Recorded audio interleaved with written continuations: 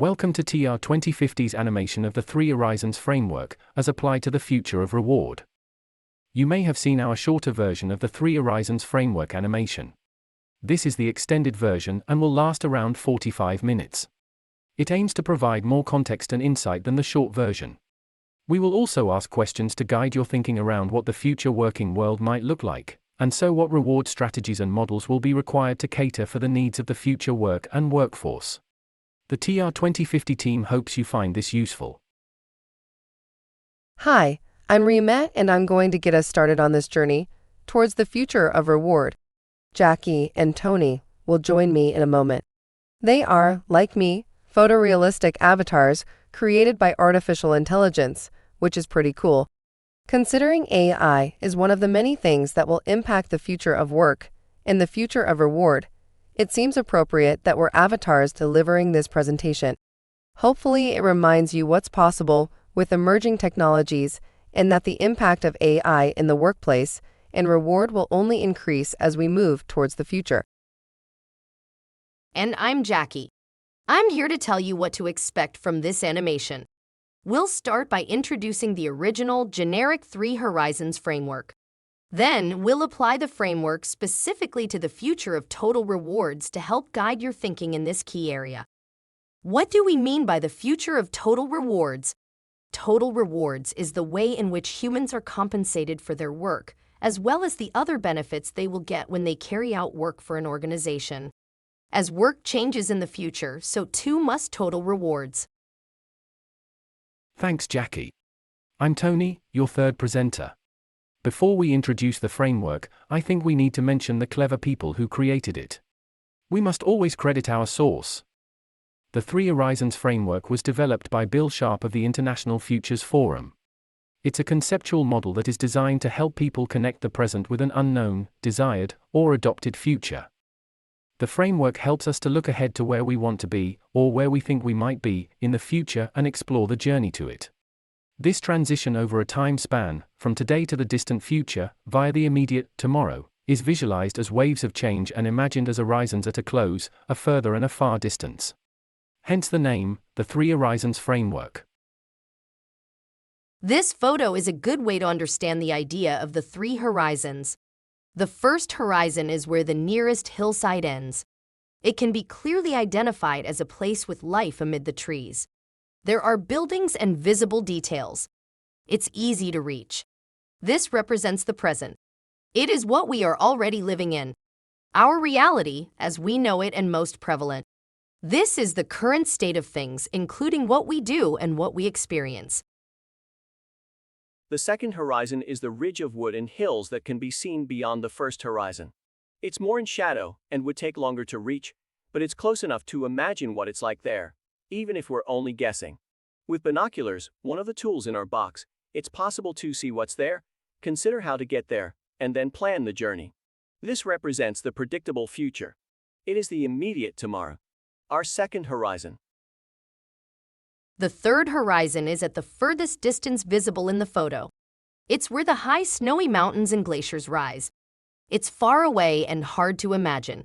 It's not out of reach, but envisaging what it's like requires assumptions and estimations. Multiple possible scenarios are required. Once developed, we then need plans on how to reach this third horizon based on each of the possible scenarios. To understand, prepare for, and then embark on the journey to a future of reward, it's crucial to examine all three horizons and shape a plan. Only with a robust, well-thought-through plan will the future be something reward professionals want, need, and feel works well and successfully. This framework is going to help. Now let's get technical. Take a look at this as a diagram. This graph shows the three horizons as three waves along a timeline. The vertical axis of the diagram represents the prevalence or strategic suitability of behaviors, strategies, or models.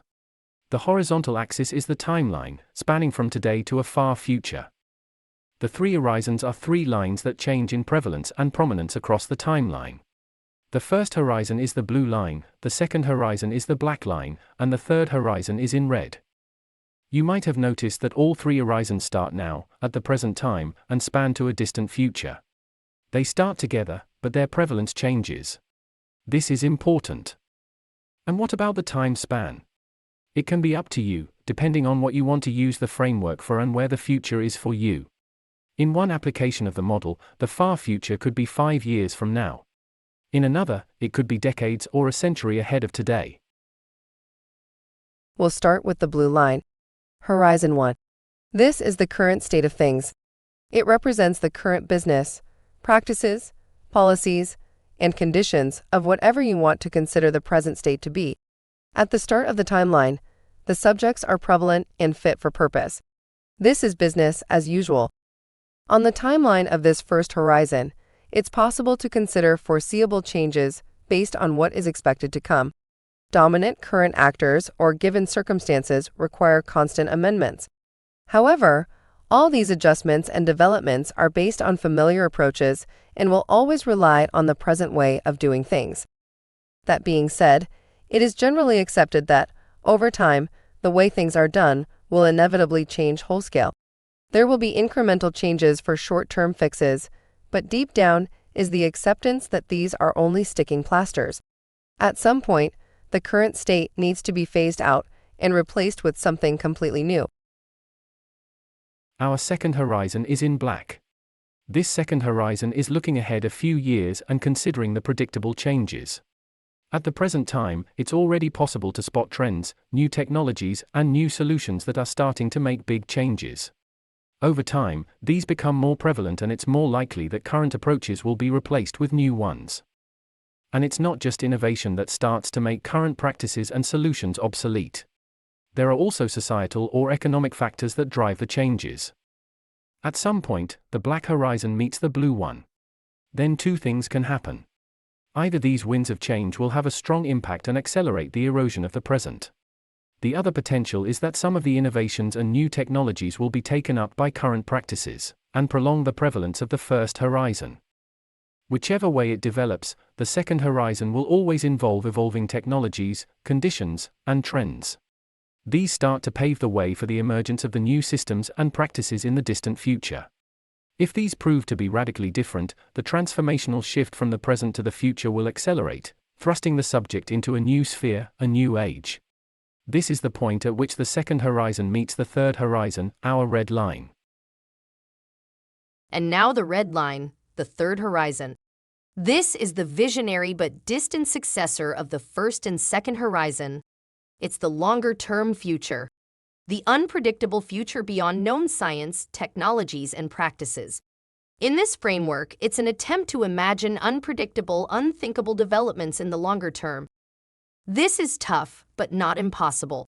When looking so far ahead, it's important to think in scenarios because there is so much that could or may happen. No one knows in what direction the world, society, technology will go, and certainly not at what pace. It's a challenge to imagine what may happen unless you have a crystal ball. But there are ways to make predictions easier. It helps that the third horizon emerges from transformative changes, ideas about possible futures, and the visions of prevalent practices to come. It may grow from activity in the present that introduces new ways of doing things. The foundations of the future are being laid today, or in near future, in many instances. These early manifestations give some clues as to what might happen next. At some point in the future, there could be a revolution. This would be a point at which the world jumps into a new sphere of application, leaving everything known behind. It would be a complete game changer and demand a headlong dive into a completely new future. In some applications, this third and most distant horizon will be blurred for a long time. Its contours will only sharpen as it gets closer. It may require some blue sky thinking, speculation, or scenario building that is continuously updated. All these forward-thinking ideas help to predict what the future might look like and gradually make the picture less blurry. So, there we have it. These are the basic principles of the Three Horizons framework. Now let's apply this model to the future of total rewards. All three horizons start right now and span to a distant future. When considering the future of reward, the short-term future is 2 to 5 years ahead and the distant future is in 20 or 30 years from now, heading towards 2050. But before we dive into the detail, I have a word of advice. This framework is a tool, not the solution. Sadly, it won't provide the answers to what the future of reward will look like. It's no crystal ball, but it will serve as a guide for the path towards the future. This framework will ask the right questions to help find useful answers. These answers will shape predictions, with some accuracy, of what might be coming. Then you can use them to make the right decisions to prepare. You might create various future scenarios, but then you can create solutions for all of them, just in case. These solutions can be adopted, adapted, or abandoned as required as the blurred future horizon becomes clearer over time. Back to the beginning then, with our minds on reward. Back to the first horizon in blue. This first horizon represents the present approach, including the systems and practices of total rewards in use today, and their progression over the course of the timeline. The term total rewards encompasses the range of instruments organizations use to attract, compensate, motivate, and retain workers. It includes everything of value that the organization provides to its employees and is an integral part of the people and business strategy. Total rewards are far more than compensation with a base salary and incentives. It is a combination of all the benefits, perks, experience, processes, programs, and other intangible rewards that an employer offers to its workforce. As we can tell by looking at the shape of the curve, the prevalence of current practices, systems, and instruments of reward won't last forever. You probably know yourself that there are emerging changes already starting to challenge the way things are done in reward today. For example, the recent pandemic accelerated the transformation of the ways and locations in which people work. Hybrid working and remote working have become everyday phrases. Reward systems have adapted. Yet it's only a first step of the larger, more seismic changes that will come. The current state of reward is based on norms and traditions that many organizations in the corporate world have clung on to since the industrialized age of the last century. Over the years, age-old approaches have simply been tweaked to fit the needs. You likely already feel that these approaches no longer suit. The workforce now includes gig workers and remote workers. There are digital nomads and older people returning to the workforce to fill the talent gap alongside graduates. People are also employed solely for project-based work. The current reward systems don't really cater for all these diverse groups very well. The profession of reward knows, deep down, that current practices are no longer fit for purpose. It's safe to say that current practices will become obsolete completely or will be transformed completely by the adoption and integration of a wider range of new, different reward practices as we move along the timeline. When the blue curve reaches the lowest point, the prevalence of current total reward practices reaches an end. The era of rewards as understood today will be over. It sounds bleak, but it's not. This first horizon can help explain the current state of reward and its trajectory over time if the right questions are asked. The answers will help you get your head around current reward approaches and identify why and how they need to change to remain suitable for what comes next. They will also help you identify which practices won't or simply can't change, no matter what happens in the future. Let me take you through the points on the first horizon. At point 1, you want to be considering the current corporate practice of reward.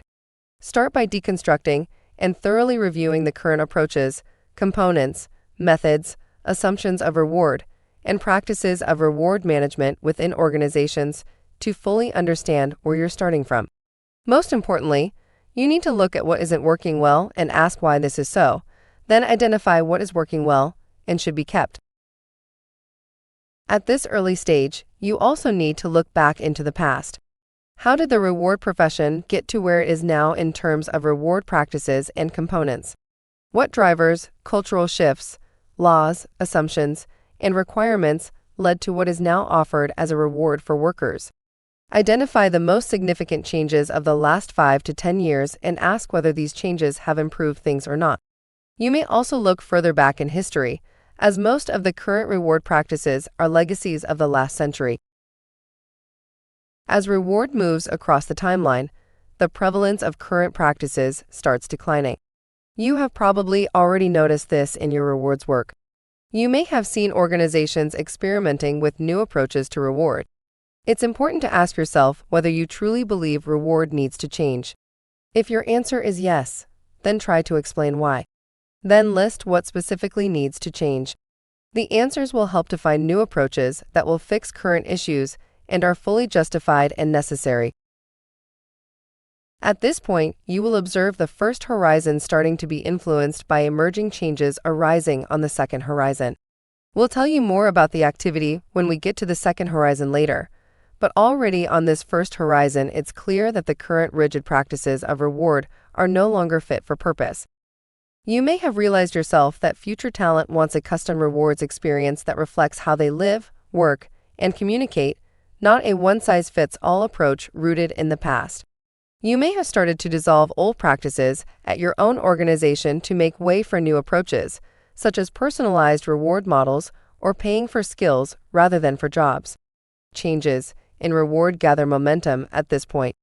New working models, new technologies, and economic and societal changes are taking effect, and the current reward practices are seriously challenged. Considering this moment of the first horizon, ask yourself what has caused the declining prevalence of current reward practices. What components of reward are most challenged and will most likely change? What is the rationale of these changes? Who or what is driving the change? The potential solutions and potential issues inherent in these new reward practices need to be explored. It's important to assess the potential risks associated with this change. By guessing at any potential negative consequences of change, you can avoid them by developing robust plans, helping to facilitate necessary changes in a smoother way. And finally, it's over. The first horizon ends. At this point, current reward practices have ceased to be prevalent. The future of work is now the reality, and it has demanded that reward change completely. As a corollary, future reward models, systems, and instruments, as well as technology used in reward management, have replaced current practices. This is the point at which to consider whether any of the current reward practices need to be retained.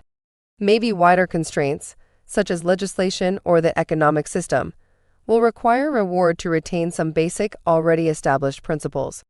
It is also possible that some of the current systems remain for a certain group of workers, while for others, new models are the prevalent practice. At this point, stop and consider whether there is anything to learn from the way things have been in the past. It is also the moment to identify which reward practices are likely to become obsolete in the future. So that was the first horizon.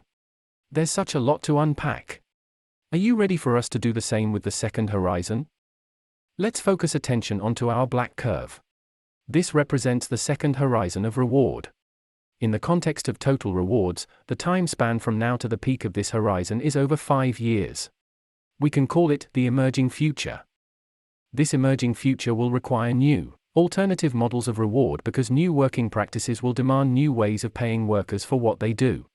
And there is no doubt that the world of work will undergo significant changes due to emerging new technologies such as artificial intelligence, enterprise platforms, GPT versions, big data sciences, and others. In addition, the workforce will change.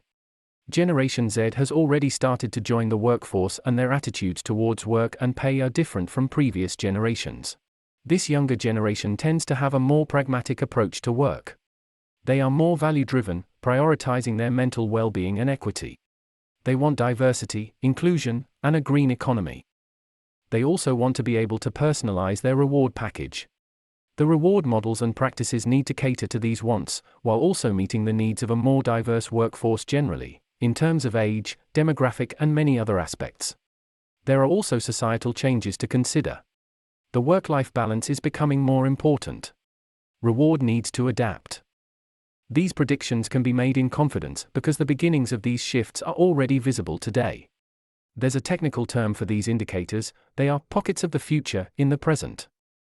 Futurists, academics, industrial research labs, think tanks, expert groups, policymakers, and many other players are already looking closely at these emerging pockets of the future.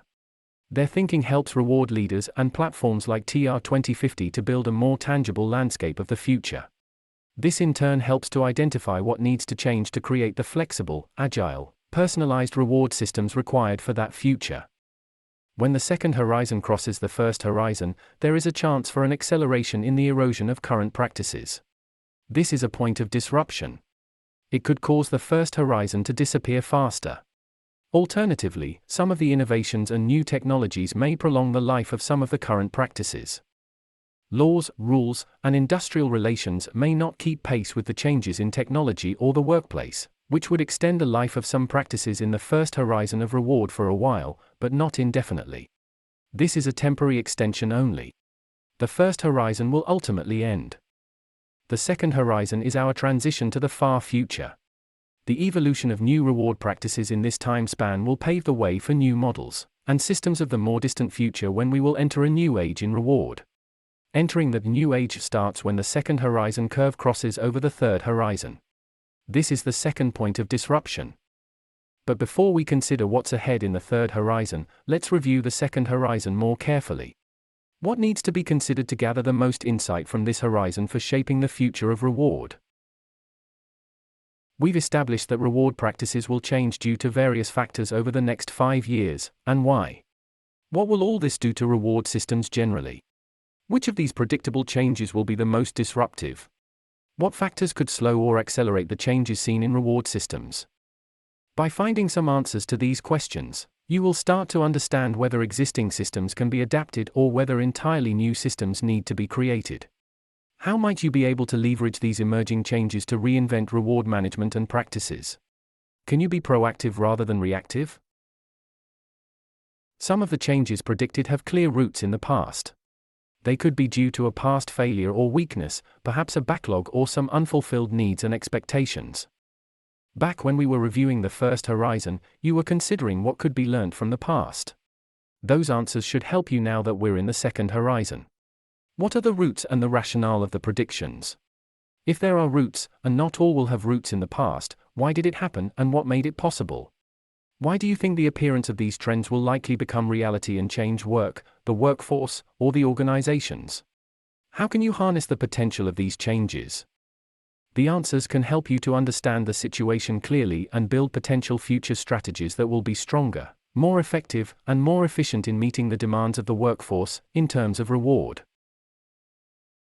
At this point, the black horizon meets the blue one.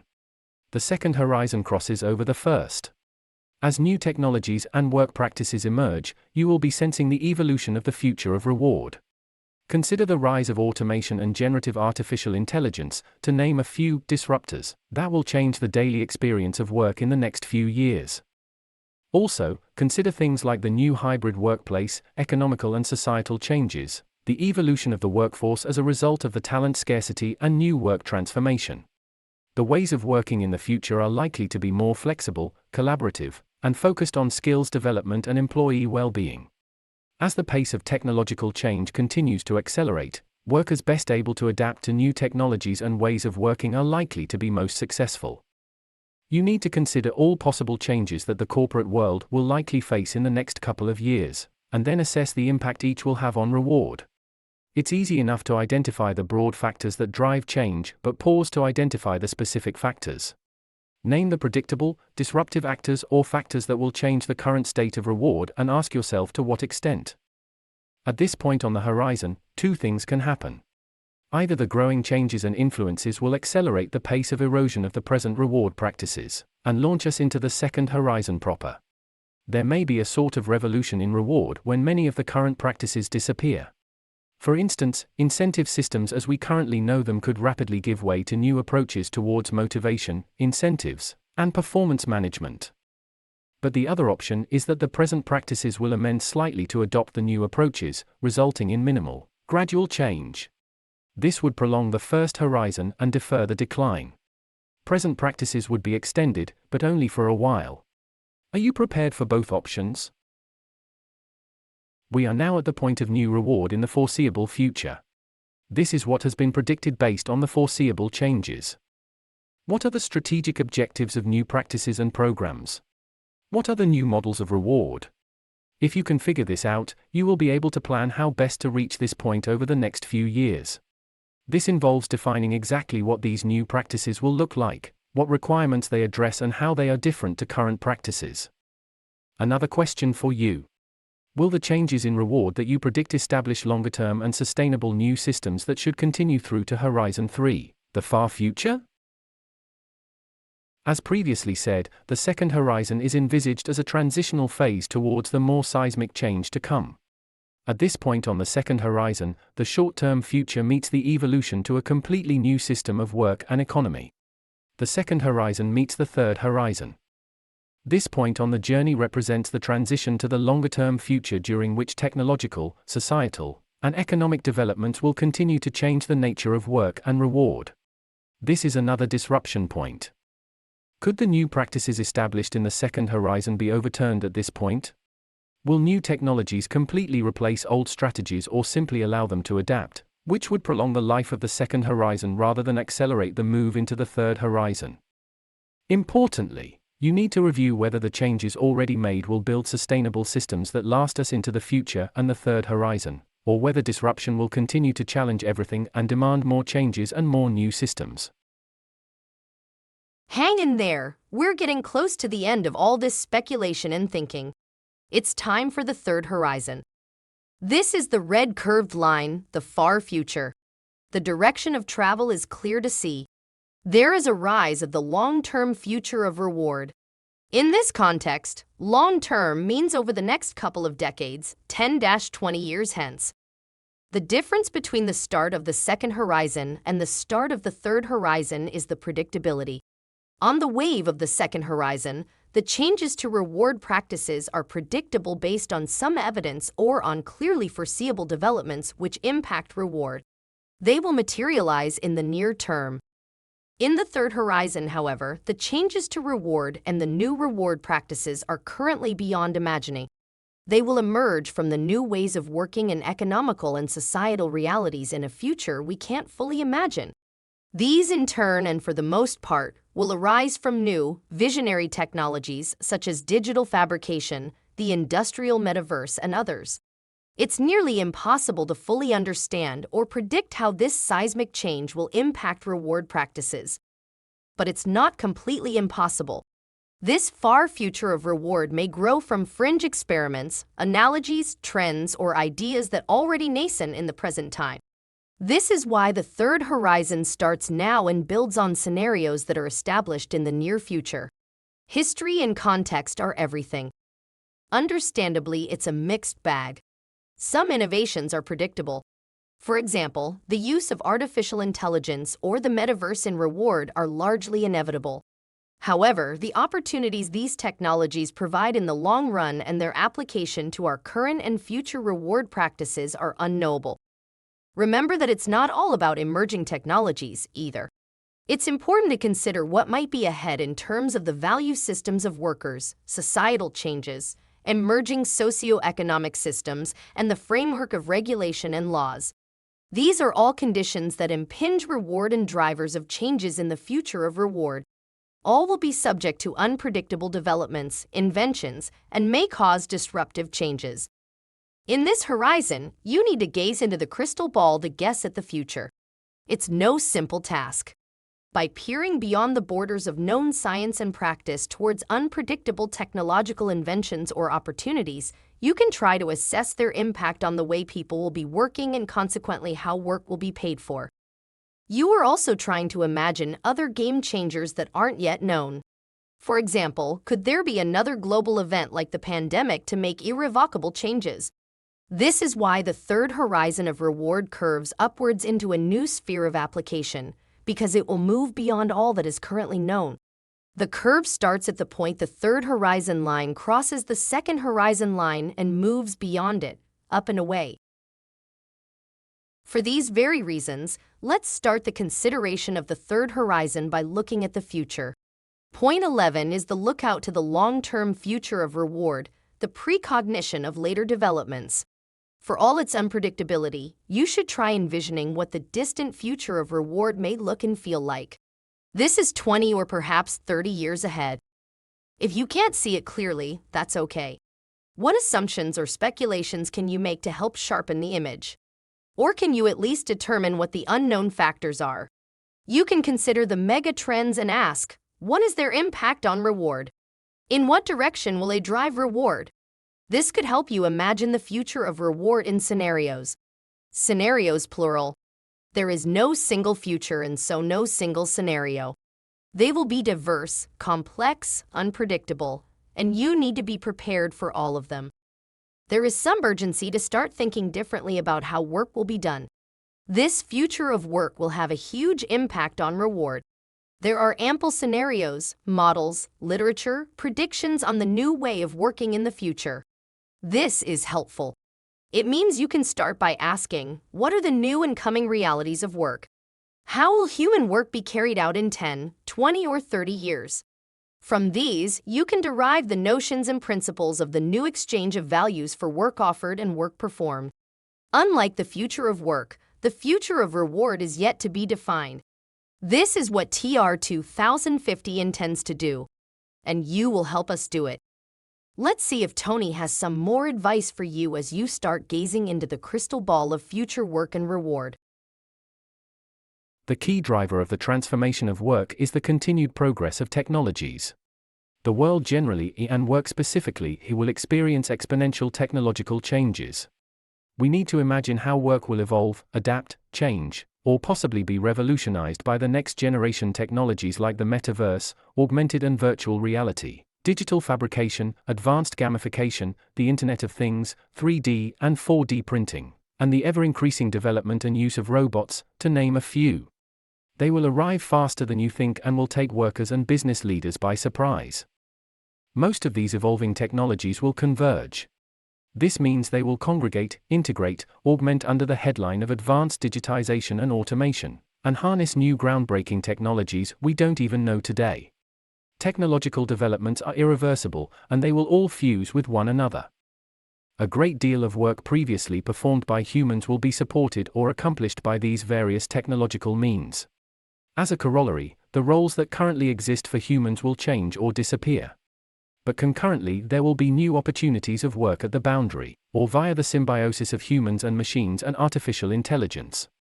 These technologies will create a fully connected, mobile, virtual, and technology-centric world of work through partnerships, external contributors, networks, work platforms, and more. There will be opportunities of collaborative work of humans and machines. Machines may evolve to take the role of co-workers and are not only seen as tools. Work is currently packaged as jobs, each job with a definition, description, and in an architectural structure. Recruitment, assignment, development, promotion, career path, and reward are all focused on these jobs. In the future, these jobs will be deconstructed into tasks, projects, assignments, gigs, and change constantly. Reward needs to be prepared for deconstructed jobs. It needs to be flexible and diverse enough to meet this ever-changing scope of jobs and reward each element accordingly and fairly. I believe Rima has some additional thoughts on the workforce of the future. The talent pool will be global and borderless. Future talent will mean skills, competences, and knowledge when, where, and for how long it is needed. This will create patchwork careers, requiring the workforce to switch from one form of work to another. For example, a person might spend a year in fixed employment before taking on 6 months of self-employment or freelancing. Then they may return to a contracted work assignment with a single company or for a single project. A major part of knowledge-based work will take place in projects and in teams of changing composition. Workers will require constant, lifelong learning. There's an article from the Sloan School of Management of the Massachusetts Institute of Technology which has set out 5 traits which characterize the emerging future workforce. The workers will be data literate. They will be comfortable working with AI, machine learning, algorithms, and robots. They will be empowered by a new social contract. They will expect, respect, and understand good jobs. And finally, they are committed to advances in equity, transparency, and the environment. Workers will increasingly collaborate in the virtual space with constituents from across the globe. Work will be done in many new ways, increasingly through work arrangements outside of regular full-time employment. Considering all these changes, how should the compensation and the benefits packages change? How will the practice of reward evolve? If it is not the classic employment structure, the current elements of rewards will vanish into thin air. How will the new ones be constructed? How will they be defined? In the future, a completely new system of reward is required. Wage labor may no longer exist in its current form. The future of reward is about identifying new forms of generating income for all groups of workers outside the classical models of earning wages and incentives. What are those new forms and ways? Now, back to you, Jackie. In all this thinking on the future in terms of work, workforce, and technology, you also need to consider the humans at work. This not only applies to the third horizon. It is equally important now and during all the steps towards the future. You must consider how to design structure and pay with the human purpose in mind and to create value for the economy and for humanity at large. Working generations span over around 40 years. In the 2040s and 2050s, there will be people in the workforce who started their professional career in early 2000, workers who started their career now, the current present, and a new generation that is only just being born today but will be ready to enter the workforce in 20 or 30 years. If you then consider that people will be working longer in life by 2050, the age span of those who need rewarding is pretty vast. This is a fascinating topic and one that needs to be delved into on its own. TR 2050 will create another presentation about the human aspects of work and reward at another time. But it's good to have these ideas in mind as you try to answer the visionary questions that we have posed around this point 11. Here you want to be building a few imagined future scenarios of reward based on what is already known, what can be predicted, and what can be imagined. While we are considering the future, we must remember that doesn't just involve looking ahead. It's important to also be paying attention to the emerging trends or the seeds of that visionary future of reward that are already noticeable in the present time. You also need to keep an eye on the principles or elements that you feel will remain valid even in a very different future. In the rush to change, we mustn't abandon the strategies that will continue to be suitable and effective. Change for the sake of change is not useful or sensible. The third horizon may not yet appear as the clear wave we see on our graph. It could be a dotted line based on speculations and some blue sky thinking, with the line becoming more solid and tangible as you move along the horizon over time. It could also be a line split into different scenarios, which is why you need to ask what if as often as you can. Here are the questions we'd recommend you ask yourself at this point. Do you notice some trends that you think may point towards a future of reward? What are the long-term scenarios based on these trends? And what might they cause to happen? Then turn it around. What current reward elements will never change? Are there any practices that will survive, can be leveraged, and are sustainable? If yes, great, but you need to have good reasons for your answers. Keep asking why and how.